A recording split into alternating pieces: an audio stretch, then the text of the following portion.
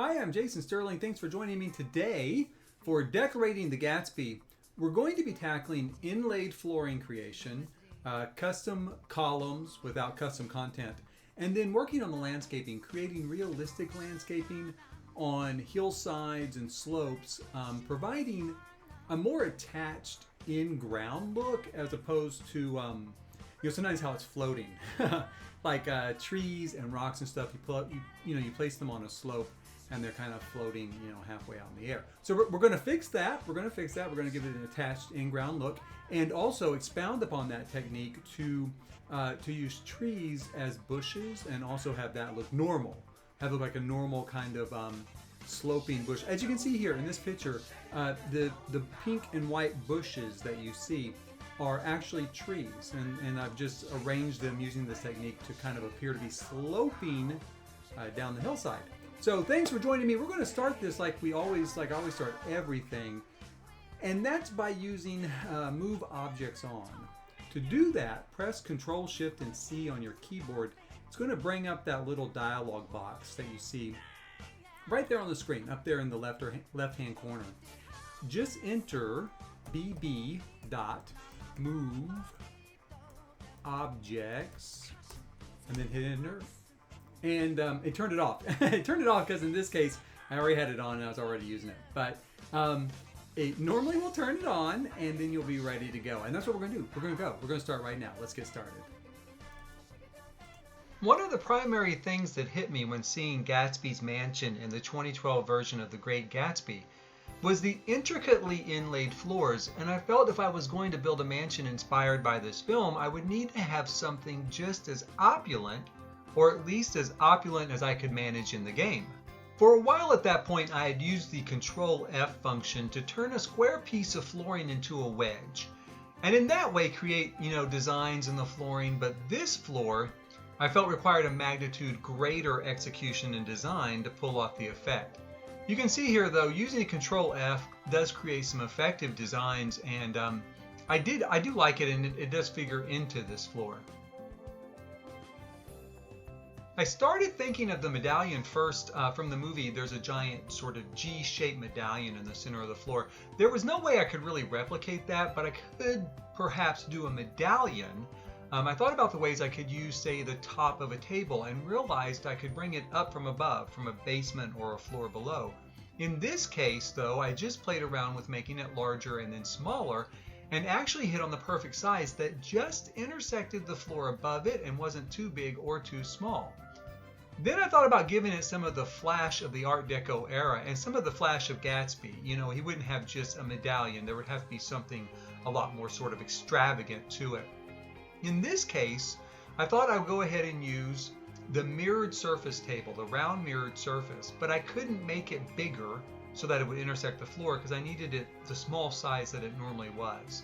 So I did lift this one up by grabbing it and then pressing the number 9, which activates the height slider, lifting it into the air until it just broke the surface of the table above. I then added the vases you see here to create another layer of detail, again because it's sort of an over-the-top sort of extravagance. And the finished product looked like this. As I worked, I also tried additional stuff for the rest of the floor. The painting frames you see here, I used to make an inlaid wood style effect, wood and metal, to create sort of like lines and stripes in the floor. I also used the mosaic table, the square one, in the pool as well to give it an inlaid tile look, on the bottom of the pool.